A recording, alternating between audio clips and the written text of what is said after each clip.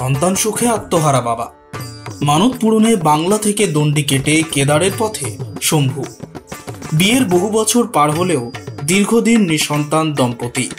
এরপর বিশ্বাস থেকেই ঈশ্বরের কাছে সন্তান চেয়ে মানত করেছিলেন, আর তা পূরণ করতেই মানত পালনের লক্ষ্যে এবার বুকে হেঁটে কেদারনাথের পথে পাড়ি দিলেন বাদুড়িয়ার শম্ভু কাহার। দণ্ডবৎ হয়ে এই বিরাট পথ পাড়ি দেওয়ার দৃশ্য দেখে সকলেই অবাক। বুকে হেঁটেই এভাবে শম্ভু যাচ্ছে শিবের কাছে কেদারনাথ।